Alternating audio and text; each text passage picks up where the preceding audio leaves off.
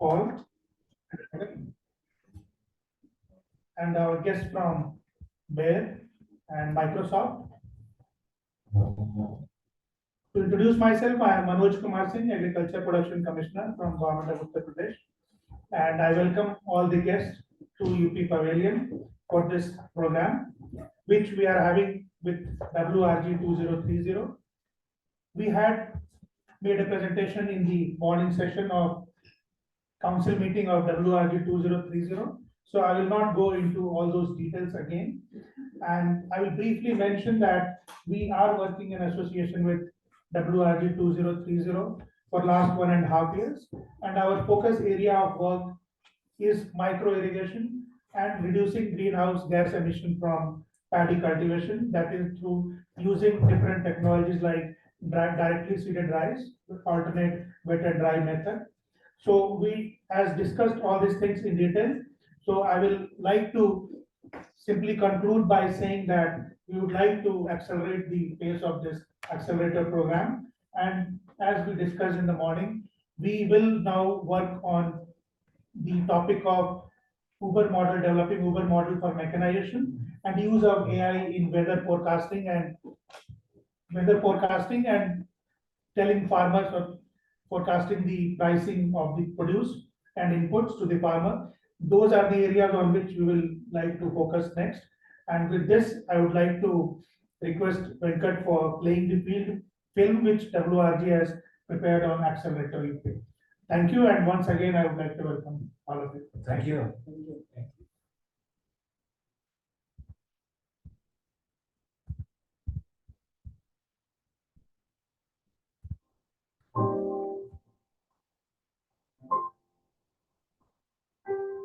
आपका पीछे है।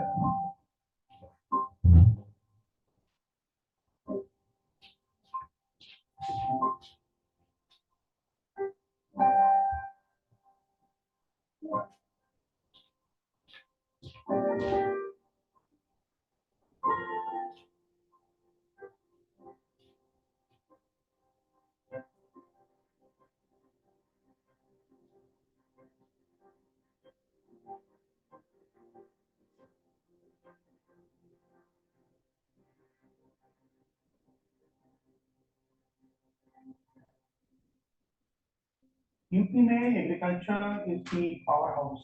Like it is not only for the country but for the entire world.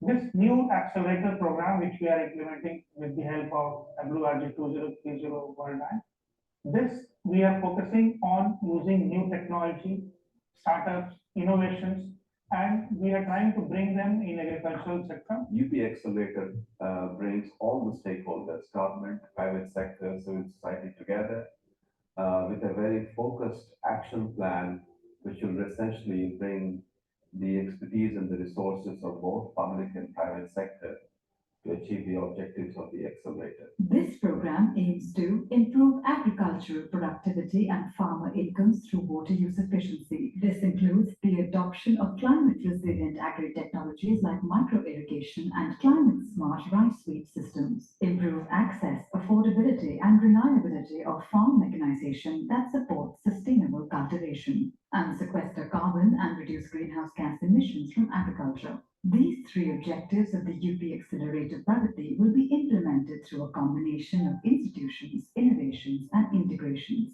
Through this program, we hope to see an improvement in the productivity of mangoes in the state of Uttar Pradesh and will also directly benefit the farmers. मेरा नाम फुलवती है, मैं ग्राम नौता से जिला ललितपुर से। मेरे यहाँ पानी की बहुत प्रॉब्लम थी और अभी भी है, लेकिन जब से परमाणु समाजसेवी संस्था में जुड़ी हूँ तो कुछ समस्या हल हुई है। यहाँ पे तालाब जो सूखे पड़े थे उसमें भी गहरीकरण कराया गया, साफ सफाई कराई गई तो उसमें पानी आ गया। WRG Accelerated program would allow us to focus and design the program in a way so that the farmer quickly adapts it and adopts it. In this way, the UP Accelerator unites all stakeholders under one mission, aspiring to make 1 million farmers sustainable over the next 5 years.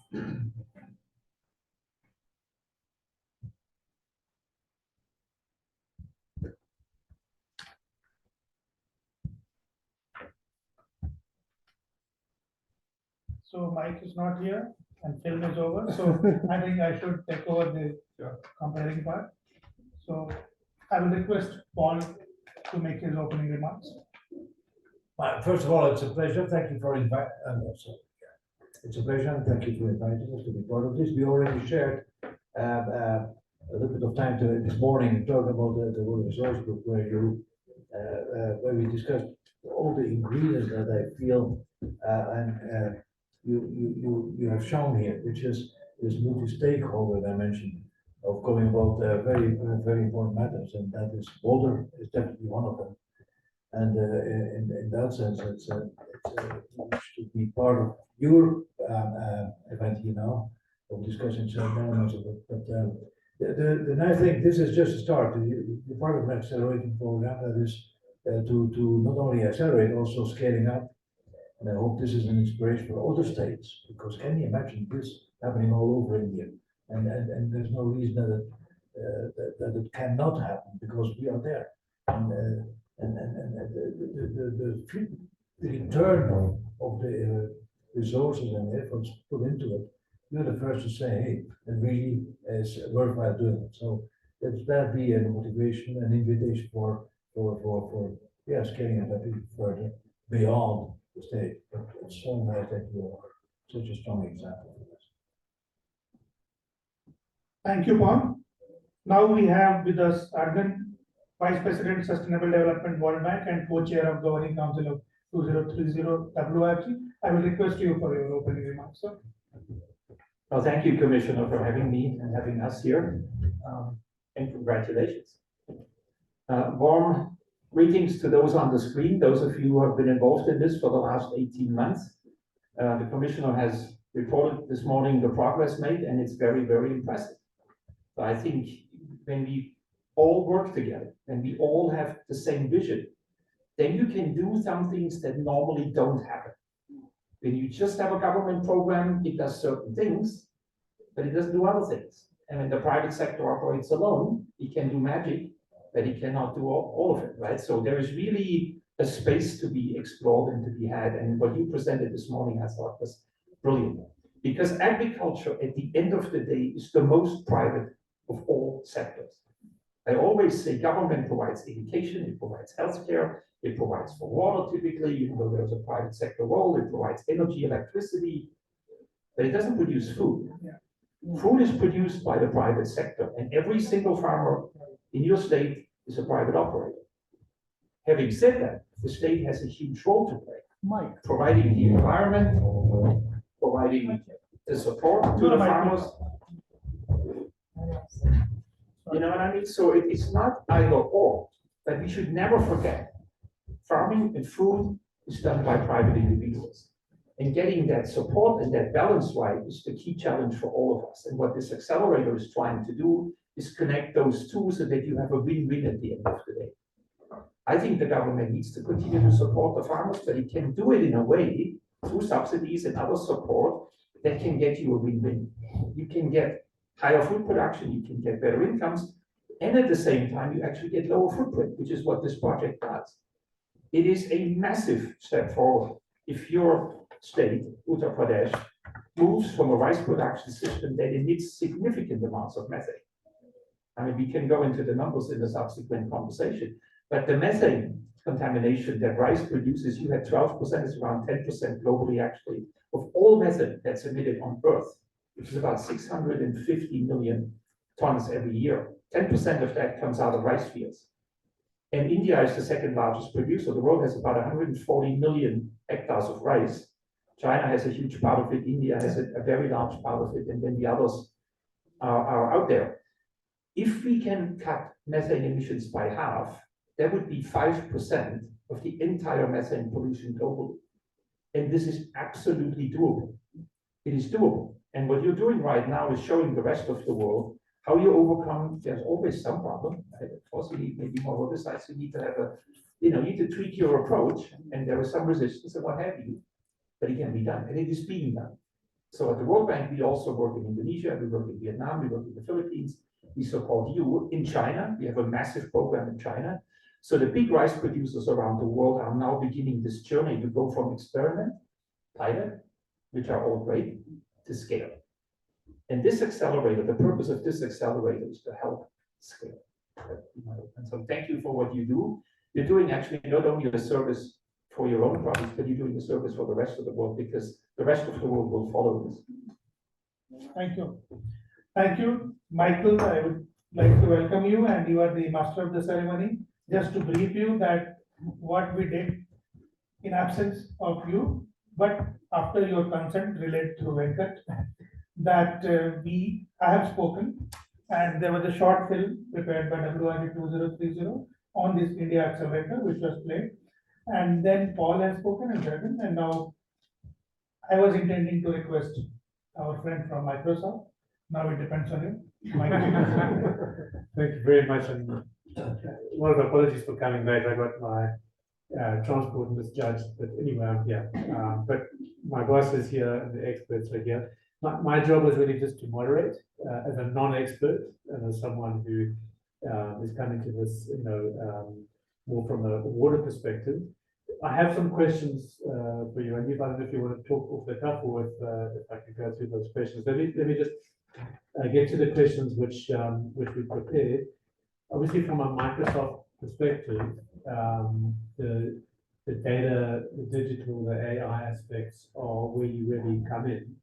Can you give us a sense of some of these digital public goods and how they can actually contribute to low methane rise at the farmer level? Often you would combine a Microsoft with a small and medium farmer in UP, but you guys have made that. Yeah, no, great question. And you wouldn't associate Microsoft with agriculture. We are a tech company, but one of the things that we're doing is enabling data-driven agriculture. The problem that we are trying to solve is very significant. That is, how do you sustainably nourish the world? How do you grow all the food without, even though there is climate change, the water levels are receding and so on. One of the most promising approaches we think to help address the world's food problem and to get there in a sustainable way is that of data-driven agriculture. That is, what if you could, we are not talking of replacing a farmer, but to augment the knowledge of a farmer with data and AI. When I started this project, so at Microsoft, I started this, I worked in agriculture in 2015. When we started this project, I went and interviewed multiple farmers. I myself come from an agricultural background. My grandparents were farmers in Bihar, in India.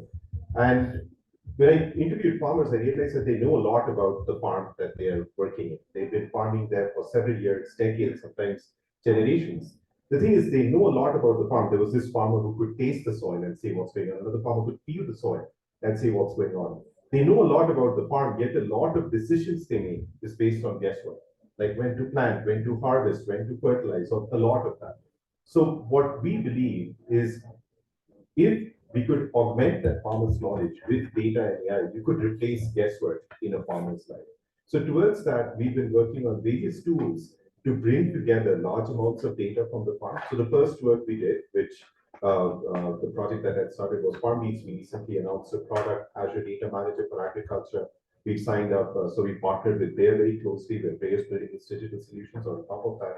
Essentially, what that Azure Data Manager for Agriculture is you could draw a polygon. A polygon could be a farm, a field, a plot. For that polygon, we bring together all the data for that polygon, for that farm, from satellites, drones, tractors, sensors, weather stations, everything in one place. The next thing we did is through Project FarmRights, we released over 65 AI workflows in open source on GitHub. It's right now the #2 ranked open source repo on agriculture on GitHub. And there what we've done is we've taken these AI models and made them available. And it's not just an individual AI model, these are workflows. Things like, what is the expected yield production? What's the expected carbon sequester? What's the methane emissions? And so on. And this is made available where, again, we partnered closely with Bayer, with Accenture, who are building solutions on top of this for AI. But the third part, where we think it's going to be truly disruptive, is the use of generative AI. This is where we've been talking about, many of you have used ChatGPT. That's one of the exposure into AI.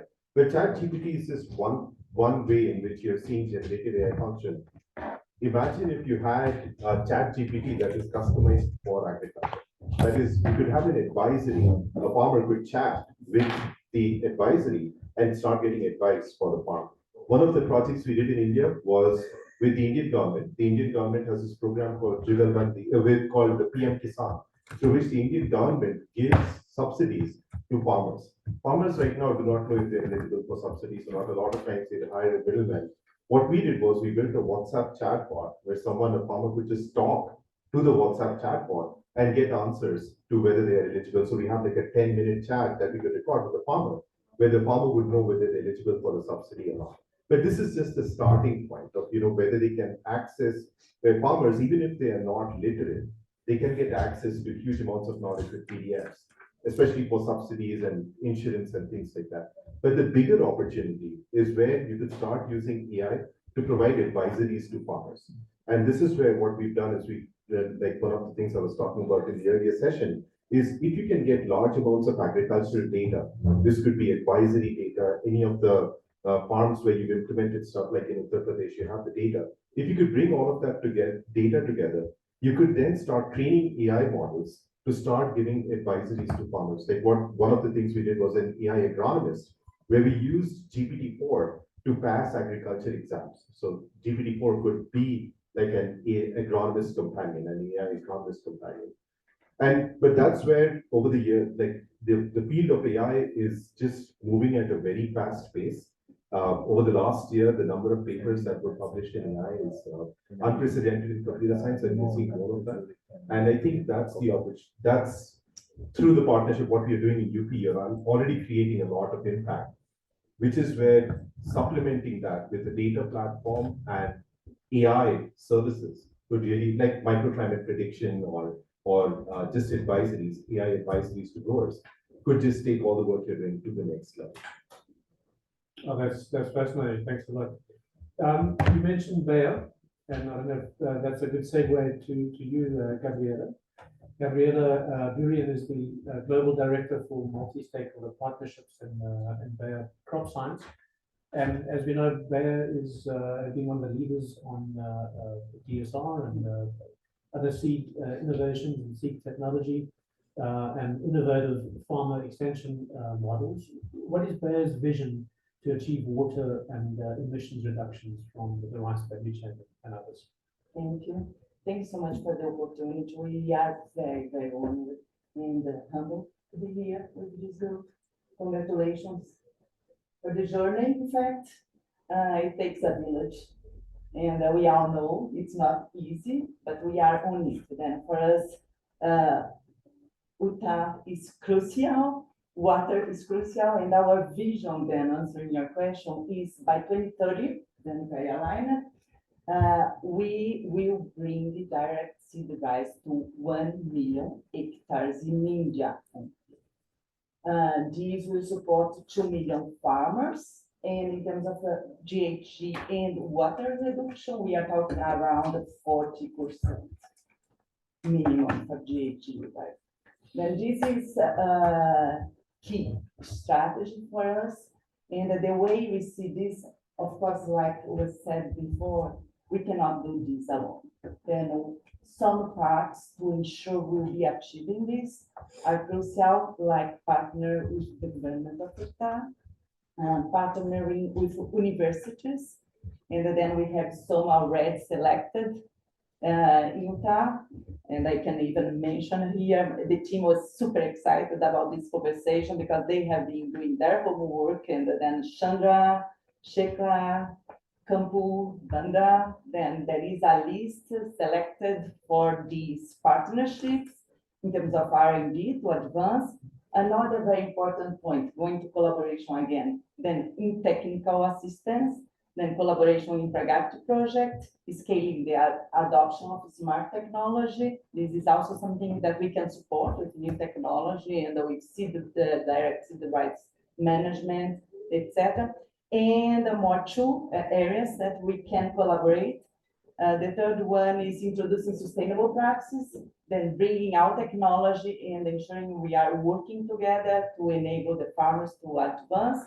And finally, the one that was mentioned, our partnership to market access, finance market access, with partnerships like that one that we have with Microsoft. Then it's crucial for us. We have we are leading another panel in parallel here, but we really wanted to make the point that this is crucial. We are on it. Our team is fully on it, and we are looking forward to the next steps. We agree. Only together we can advance and achieve our vision for India and for the world in 5 years. It's not a lot. Thank you. Thank you. Thanks a lot, Gabriela. Great to hear from you. So just in terms of the format, we've got another private sector CEO, UPL, who would like to come to jail after this, and then after that, I would come to the Agriculture Production Commissioner to give us some reflections on what you've heard and ask some additional questions. I do want to also go to the online Zoom and to see if there's some questions coming from online. And Alida or others there, if you can just help collate those, and we'll ask those questions to the group, and then we'll do a second round of questions to everyone. So Jay, UPL, fertilizer originally company, but doing a lot more. You focused a lot on sustainable sugar in India and UP. Can you tell us more about your experience and your plans for supporting sustainable sugar in UP? And other things that UPL are doing. Thank you. Good to see you again. There is another audience more, but I don't want to repeat this morning. But generally, driving sustainability in agriculture has to be rewarding for farmers. And in principle, if we can create an incentive structure for farmers to transform, we will see a much faster transformation and adoption. And I think the impact for the ESG or the carbon reduction can be much more faster. So for UPL, we have been focusing on technologies which not only are better, more sustainable, but are more profitable for the farmers. And on sugarcane, we've been able to reduce the cost of cane production, sugar production. For the sugar mill, increase actually his productivity, his procurement costs, and that we believe will enable the sugar mill owners to drive this adoption. Farmers are seeing a better yield, so that is better. And obviously, the cost for cultivation is dropping, so that is benefiting farmers. So if we have projects which have a much more win-win-win with the whole industry or all the players, and there is enough low-hanging fruits, I believe. So we have to adopt that. We'll get a much better adoption. I believe on rice, UPL is a leader on hybrid rice. Advanta, our seed company, and we are working a lot on methane reduction, direct seeded rice, etc. Just like my colleague from Bayer was saying. I believe that if we want to scale faster, we need to encourage some kind of labeling. And I think we are working with other food companies on wheat in Punjab, and of course on sugar, etc., where we can differentiate the labeling. So I think that will drive a multiplier effect. And I think the government also procures a lot of rice. If we can pay a little bit of premium for sustainably grown rice or direct seeded rice, you will see a big transformation because that goes like wildfire. Nobody wants to get less money than the neighbor, and you will see a much higher adoption than we can even imagine today. You will see that. I'm pretty sure farmers are as hungry to make more money as a Wall Street banker. So when they see more money, they will see adoption. And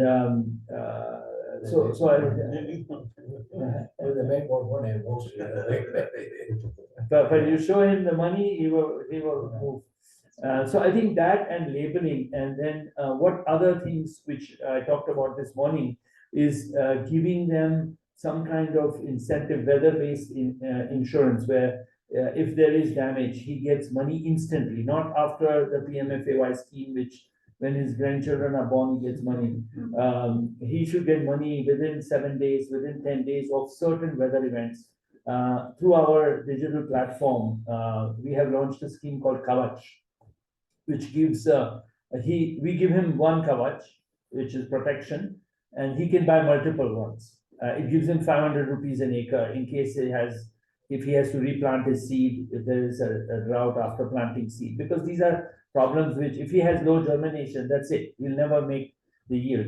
So he has to replant, and that's a big dilemma. He's struggling. He's saying, should I reinvest? Should I do? So if we take away that pain for him, a couple of pains, the first 30 days of planting, if he has a drought, if he has, UP is highly susceptible to flooding because of all the rivers you have, which is a blessing and a problem sometimes. So if there is flood and damage, we can pay him, but it should be small enough insurance which pays him out within 7 days, 10 days, 15 days, where he can see money on his app. India is the leader in digital payments. I think it can go down very well with central government. We've had a lot of discussions with Joint Secretary in Ministry of Agriculture about this. PMO is following that actively. And I think some of these things will, if we can give these sort of protection and support and guidance to the farmers, you will see a very fast adoption of these technologies, and we can actually lead the world in transition of sustainable agriculture in UP. And the Chief Minister is what do you say, amazing guy. That's the least. Anybody who meets him, Paul, I don't know if you met the Chief Minister, but we should bring him here. He is every investment banker, every private equity fund manager who meets him says, I'm investing in UP. You will put 10 plants in UP. Thank you. But he's really incredible leader and selfless. I think works 18 hours a day. I don't know. Yes. But an inspiration for even the business community. Thanks a lot. I think before you come in, I put it off. You're going to want to take it a bit. Yes, that's just to keep this a little bit interactive, right? You sort of hit the point, right, by saying the farmer wants to see the money, right? Obviously. So there's different ways of thinking about this. And the government provides money, and the market provides money, and labeling is one. But there is one which we haven't discussed, and that is the possibility for carbon credits. If you produce low carbon rice, you should be rewarded because you're contributing to combating climate change. Methodology is not out there, but we're working feverishly on it. And I'd love to work with all of you, including those of you in the PMU, to try to figure this out. Okay, so we have a whole team working on this. So let's make this part of the WG 2030, because that can make all the difference. It doesn't have to be a lot. It's a small thing that can make a huge difference. And actually, with the latest also developments in India, the farmers are connected with the financial system now. Yes. They weren't in the past. So Everybody in India is connected. yeah, but that's an amazing enabler. So you can actually reward, connect, communicate, to pay small amounts every day, and that's what will work. I mean, that's a fantastic enabler. I just want to add to this carbon credit.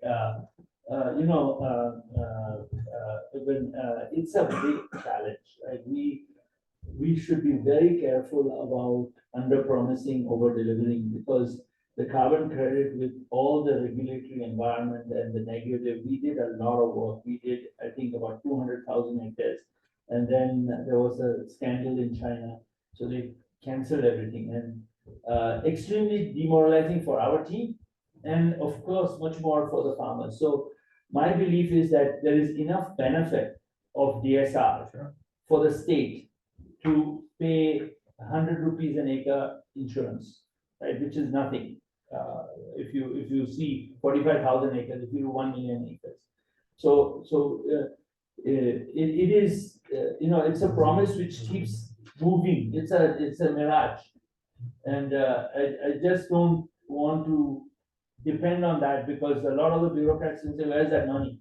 And then everything goes and 3 years go by and nothing happens. Yeah, So- and then it's worse. And then it's what the people don't believe it. I'm gonna get a bit of a handle on this. Sorry. We are rowdy panel. I'm just a very sensitive about, because we've suffered that. Even I asked Mr. Singh in Lucknow about this carbon market, and I can say that he was also a little bit sober around the potential. I mean, you're going to come in when a bit later, but I would like to turn to Microsoft because they have also worked in this voluntary carbon market space a bit. And You can buy. Yeah, that's right. So, Yeah. yeah. No, so, you know, at Microsoft, we purchased carbon credits. So as part of our sustainability commitments, we said that we're going to be carbon negative by 2030. That is, we're going to be putting back more carbon than the amount of carbon that we generate. How do we get there? Part of it is by reducing emissions, but part of it is we have to purchase credits. So, you know, we made the biggest purchase of carbon credits by any single organization, 1.3 million metric tons in 2021, and we're continuing to do that. Most of it is coming through forestry and, you know, the traditional ways, agroforestry, that's one we've looked at. And we have this program with Rabobank on Acorn, where we are purchasing a lot of carbon credits through agroforestry. We have purchased soil carbon credits as well from Land Lakes. Yeah. We purchased 100,000 metric tons the first year. We renewed it again to do more. But yeah, there are a lot of questions to be asked. So from our side itself, you know, when we make these purchases, we do not offset all of it. We do not consider all of it to be offsetting our emissions because a lot of it is not proved scientifically. Then there is also that pushback around carbon purchases is if a farmer sells carbon to Microsoft, then the supply chain cannot claim that carbon as you cannot claim the produce to be carbon free, to be sustainable. So there are those discussions as well, where, you know, double counting and those issues come in. So those questions need to be addressed. And the bigger thing here, though, with the UP project is methane, which hasn't seen as much discussion. So then one should think about markets around methane as well. So overall, I think, you know, we've been making purchases in this space, but there are a lot of questions yet to be answered related to soil carbon and sustainable agriculture and carbon credits. You raised methane, and I think we've got a lot of very interesting work in methane. Yeah, I mentioned a lot of this before you actually came. So on the carbon credits chain, it's the Wild West. Let me be very clear globally. We have about 70 odd carbon trading schemes going on around the world in various, you know, levels of credit. High integrity, high quality is hard to come by. However, having said that, there is a future in the carbon markets. And this is like in any nascent new thing. In the beginning, it's the Wild West, and you have to work it through. And right now, there is a very negative attitude because people got burned. There have been nasty articles in the the news about whatever significant amounts are not credible, etc. All of this is true. I think our conclusion, however, should be to change that. And at the World Bank, we have made a decision with our new leadership that we will take this on, and that we will actually work with the world and these different schemes. First of all, connect them. Right now, they're not connected. You can't intertrade or any of this. So you need a global warehouse. We're working with Singaporean government to establish that. That's number one. Number two, we will work with the entire group of standard setters, key people towards, over the next few years, towards an environment where we will no longer have that kind of situation. You know, with the Veras of this world, with the VCMIs of this world, all the key players, but we need to come together and establish what the aviation industry did over the last 40 years. 40 years ago, it was the Wild West there too. You had a pilot license, you could do whatever you want. Now nobody gets in the sky without meeting absolute top standards. The same must be true here. Accounting standards. 40 years ago, everybody had their own accounting standard. Now you don't do accounting unless it's absolutely right up there. And so to me, the conclusion is, where are the 10% that today really work? And what will it take for us to get that 10% to get to the top? I'm going to just ask Manish Kumar Singh to reflect on some of those points, but also to say, I mean, you heard Jay say that UP is really on a trajectory of incredible growth, that you mentioned 14%. How does rice and methane and water fit into that? And how do you really use these private sector leaders to assist you? After that, I'm going to go to the Zoom, and Anita, if you can sort of summarize the questions from there. Thanks. Thank you, Mike. I will begin by saying that carbon credit is one of the component of UP Accelerator program, but establishing a sound and predictable model is very important. And it has earned quite a bit bad name because the first successful carbon credit thing has been implemented through Montreal Protocol, which dealt with ozone depleting substances and phasing out of refrigerants, which were chlorofluorocarbons, hydrochlorofluorocarbons, and now it is HFC, hydrofluorocarbons. So that was the area where this carbon credit has worked a lot. But there also the allegations were that 90% of money has gone to China. The reason being, they were the largest refrigerant manufacturer. Second largest was India. India had 5 such plants. So there has been model, but you see, we have forced those companies through this model to shift from ozone depleting substances to very low ozone depleting or very low GHG thing. Methane is more potent than CO2 so far as global warming is concerned. So of course, if we are preventing 1 ton of methane emission, then it may be equivalent of 3, 4, or 5 tons of CO2 emission. 80 times. Oh, like 18. 80 times. In the short term, Thank it's you. 80 times. In the longer term, it's about 25 times. 25. Okay, That's a so- very motivating. So, Very we- motivating. yeah, That's huge. so if we are handling methane emission in paddy, then it is a matter of much more doing good to the climate issue. What our friend from Microsoft mentioned, farmers, they are working on gas, but that gas over a period of hundreds of years of experience has made it quite potent and predictable. But they do go for things which can make them earn more money. And I have seen that they don't listen much to what anybody has to tell them, whether it is officer or somebody from government or anyone. I fondly say that 23 million farmers in UP, they behave like independent republics. They will only listen to what is of their interest, and it is very good because of this strength.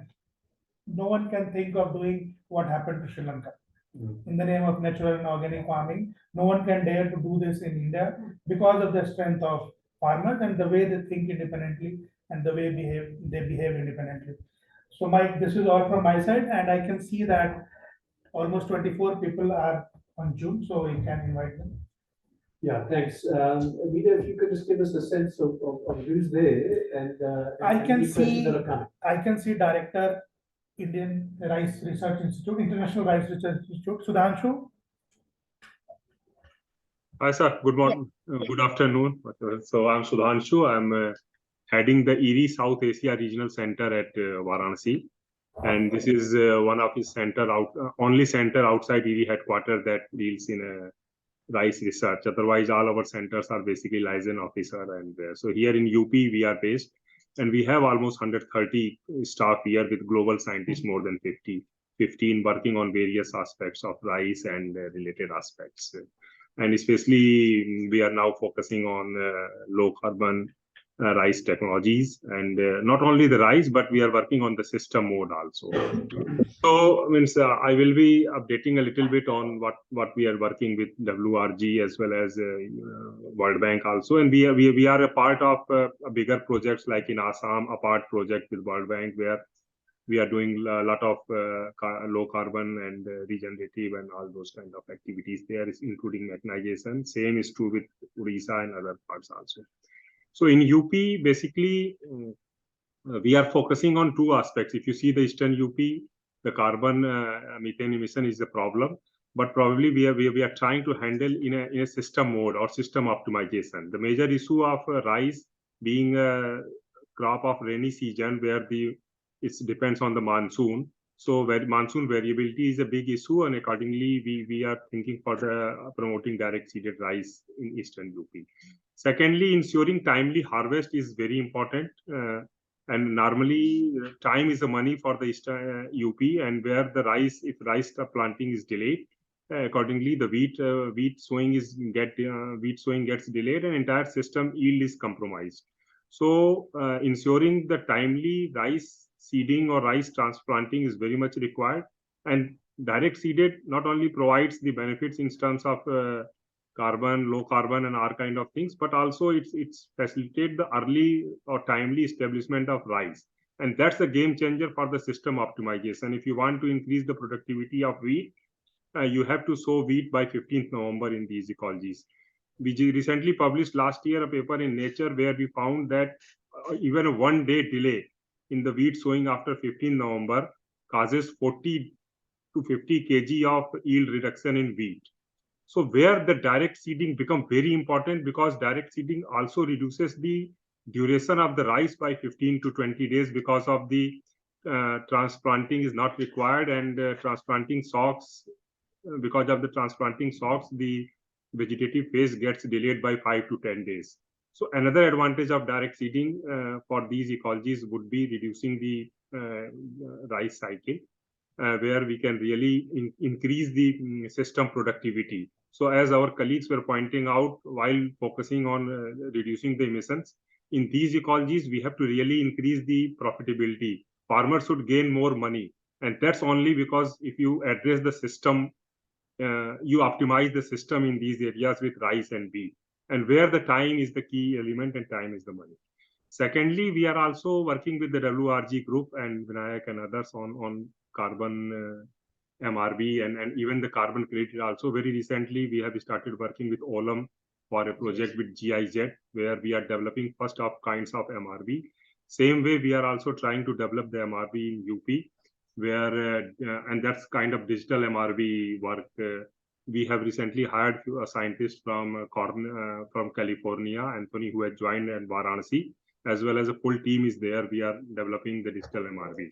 And that's incorporate the remote sensing. We have a big team here of GIS specialists and other digital tools also, as well as the entire database for greenhouse gas emissions, not only for DSR, as well as other crop establishment methods were also being captured. We are establishing at ISARC Varanasi the full facility for capturing these emissions, as well as we are working with the state universities like NDOAT and other state universities also in Bandha.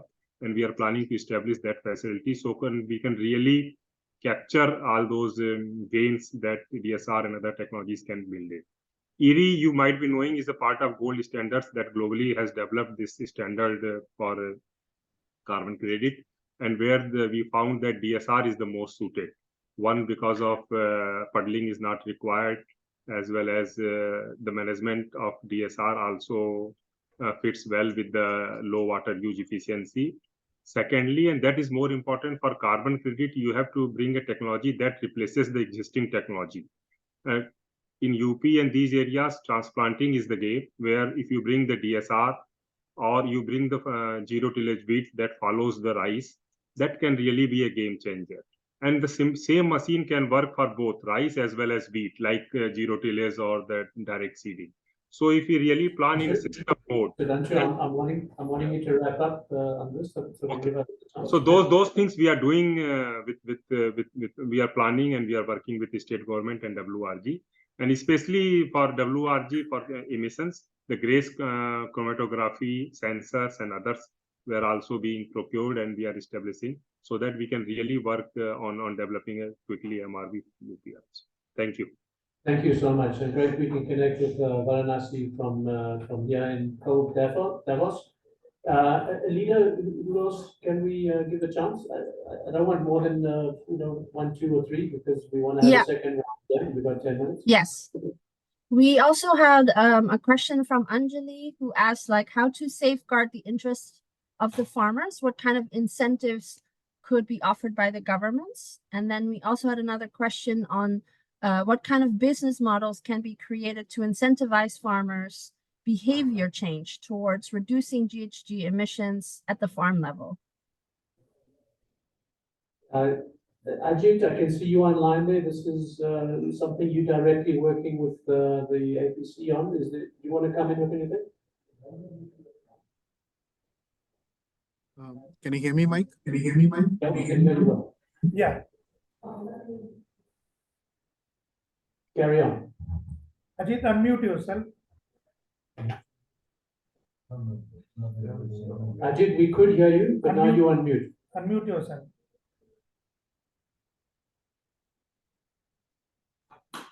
Ajit, you're on mute. Sorry, can you hear me now? Yes, we can hear you. No, I think on behavioral change, we are working with the FPOs and the KVKs. You've got two connections there, so there's Yeah, echo. I'll send it as a text on the chat. Okay. Thanks, Ajit. Thanks for everyone else on Zoom. We're going to go back to the panel here. We've got 10 more minutes left, so I do want to just have a final round, reflecting on some of those questions and comments, and any final thing you want to say. It's going to be just a rapid fire session. I think we can go the same order as what we started with Nestle, with the bank, and then with the others, and ending with the Agricultural Production Commissioner. I won't ask specific questions, but just comment on what you think is relevant to this session. No, thank you very much. Let me get one basic thing, private sector, a company like mine, Nestle, but I use Nestle as an example for so many others, private sector players. My company is more than 100 years in India, and we have 9 factories, and the factories are in agriculture areas because we are a food company, and we call that creating shared value, which is a company has a keen interest on the long term to be part of the economical fabric and the societal fabric of the country. We have in the Pradesh, we are now also working with the wheat. We have some projects running there too to see with something like 100 farmers and so on. So, but I use the example of the Punjab where we have a milk factory in Doha, and we are working with 100,000 farmers directly as a company, and indirectly many more. And for us to have good ingredients, we work with these farmers, and now in the light of regenerative agriculture, which is this whole new, I would say, ambition that we have, sharing best practice, which is very practical, very simple. It's not that very simple. Sharing best practice with these farmers on good farm husbandry, on efficient water use, etc. Combining that then with initiatives like you do in the Pradesh, and it's a fantastic escalator of I would say responsible, nature responsible, water responsible behavior. It has an impact on our input. We need quality, but it has an impact, dramatic impact also on the farmers' income and livelihood and quality. Then also being part of, for example, schooling and having sources of drinking water and things, is just being part of a good citizenship in these regions. But that's what private companies should do. Now, that's what we do on our own. Then linking in or leaning in into the projects and the initiatives that are with stakeholder like the Water Resource Group is then actually scaling that behavior up to a big extent. And I spoke for Nestle. There's other companies, and you're a very good example of that too. So I feel this is just a very, very strong foundation. Now, this regenerative agriculture is something that these are like empty words sometimes. This is going to change the world in agriculture, definitely. Speaking about fertilizers, input and output, and that is, at the end, it's mind-blowing simple. And that is what's so inviting, and always one of these two. So I just want to say how we are. Great, thanks a lot, Paul. You mentioned fertilizer. Let's give you Peter a chance. Thank you. It's very nice to see a very action-oriented discussion at Davos. We've been having a long time, so it's good to and I think with the partnerships with the private sector involved with the determination which the state has, I think the probabilities of a win is high. I also feel that there is a lot of pressure. I came from chemical governance meeting after our meeting this morning, and there's a lot of pressure on decarbonizing. I think the simplest way to decarbonize the world, whether you get carbon credits or not, and I'm a little bit pessimistic about that because it's changing the goalposts, rightfully so. But I think the quick wins on decarbonizing and getting somebody like UP as a state which is on every factor leading the pack in India and transformation of the country is a great opportunity, I think. And whether we get carbon credits or not, if you can start measuring the impact and then saying that no, this whether somebody buys it or not, actually it's benefiting the farmers. And I think a 10%, 15%, 20% reduction of emission from agriculture is easily possible with existing technology without really having to do something with AI or something fantastic. It's possible, and that's a huge reduction for the world. So I think it's great, and really want to give credit that UP is discussing this and not only airport projects like other states over here. Agriculture is a 2-minute discussion in most other Indian state heads. Right. I just want to congratulate you, sir. Right, thanks so much. Ranveer? Yeah, so first, congratulations, and it's really inspiring what you're doing in climate smart agriculture or UP is leading the way. It's the entire team. I visited the World Bank event in New Delhi and met the team there. It's really inspirational what the entire team has been doing with UP and showcasing UP as a leader, as Jay was saying, in the agriculture space. This is really cool. The thing I would like to add, and this is where I think the entire team is very forward thinking as well. And that's where they realize the importance of data and the role that AI will play. When we talk of, evidence-based decision making has gotten a bad rap in the past because we really don't have good evidence. But that's where, like Dr. Sudhanshu was saying and others, there is this thinking that we need more data and we need to take data-driven decisions. That's where I would encourage, like you asked about digital public goods, the use of a data platform. We have done this with companies and with few states, but outside India, this is an opportunity again for UP to lead the way and showcase what a data platform would look like and what an AI workflow would look like. How do you do the delivery of this? We have experience with other countries, but doing this in India would be great. But I think the team, everyone I've met, and everyone else on the India side have been really forward thinking. So I'm very optimistic about where you're headed. And we are looking to learn from you as well. That is, whatever you do here, we can replicate, we can help you replicate to either WRG or other sources in other parts of the world as well. Like we talk to Southeast Asia and other places where people are looking at starting this entire process. And whatever you're doing could be replication in other parts of the world. Thank you. Also from my side, a huge thanks for convening us and a huge thanks to your team as well for the collaborative way we operate together. I think this is a showcase, and like you said, I had similar thoughts in my mind. This can be successful and it can be big.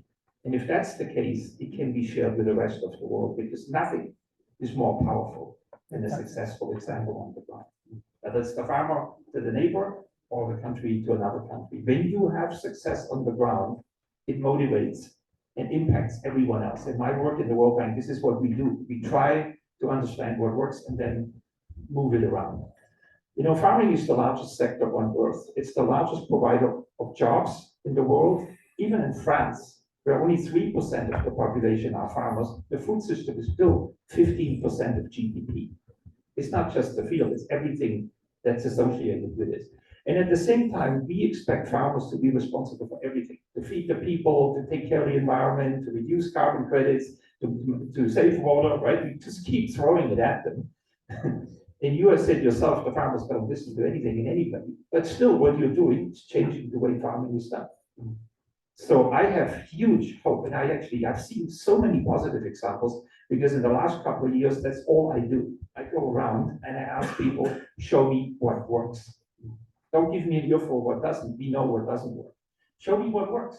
And then come to us and we have a conversation how we can scale this up. So at the World Bank, we are massively, you may not know, but we actually invested $35 billion in agriculture support programs around the world in the last 15 months.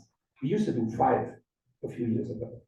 So food security is a massive investment opportunity and an increase for us. And we are very deliberate going forward about climate smart rice, reducing emissions, methane in cattle production, all of which has simple solutions. It's not complicated. Yes, there are bugs that need to be worked out, but it needs deliberate effort, which is what you are doing. And then to get the government to incentivize that tiny little 500 rupees per farmer to give it for doing the right thing. It's not about giving less to the farmer. If even the same amount can be given with a different incentive. The EU changed completely the 60 billion that they've consistently given to farmers. Now a large part of that is given for climate smart agriculture. Farmers don't get the same money, doesn't hurt them. And if you can label and if you have a little top up, you can change very, very quickly large parts. So this is doable and it's scalable and it's impactful. So thank you for that. And we really want to learn the lessons and want to make sure that everybody is about it. Oh, exciting comments. Last word before I close is to Mr. Manoj Kumar Singh, the man of the hour. Thank you. Last word has to come from you. And I got this excellent idea from you, and I will discuss this at the level of Honorable Chief Minister about giving better price or higher price to DSR produced rice, and we will work on it. And I would like to thank Paul Fagan, a friend from Microsoft, Chandra, and Mike, everyone who is here to participate in this important program. And I see these 26 million farmers as small 26 million enterprises, and they are running their own enterprise. And as Mr. Agan mentioned, still in India and in UP, 25% of GDP comes from farming, and 55% people are engaged in this profession. And worldwide, the input market of agriculture and produce market of agriculture still constitutes the largest market. Everything else combined, this is still the largest market.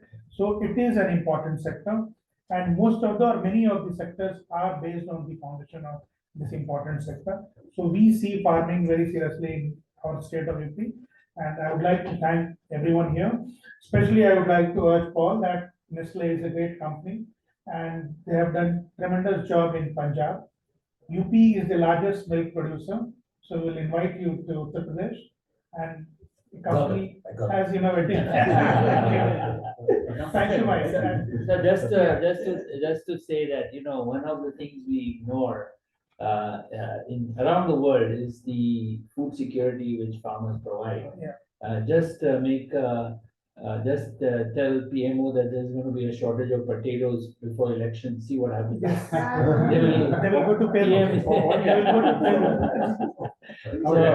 So I think people don't give enough credit. Yes. Last word is mine. So thanks very much to everyone in the panel. Thanks to everyone online. This is a very auspicious panel we have. We have very senior members from both the public, the private, and the development plan sector. UP is clearly offering some very innovative ideas, and UP is scale in itself. UP has 240 million people, 26 million smallholder farmers. Our UP Accelerator is targeting 1 million. I mean, this is big news in of itself, and 30% water saving, potentially up to a 60% methane, greenhouse gas emission saving. This is really getting exciting. One suggestion and a possibility we haven't discussed, but I'll put it right here in this forum. Davos is wonderful, and the snow caps and all of the people here. Lucknow is really where the action is. We should get this kind of a panel and these groups in an international event in Lucknow at some point to really see for themselves, to take it to farmers.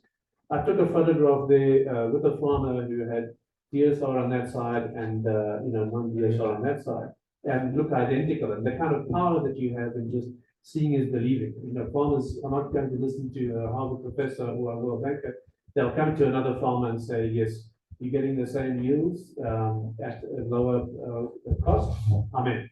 So this is a possibility, and we're happy to support on that, and with everything else on the UP Accelerator. So thanks to everyone, and great being with you. Thank you. Thank you. I'm coming, Ayodhya.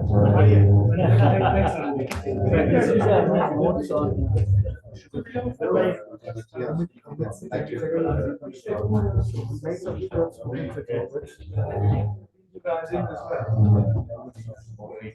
you.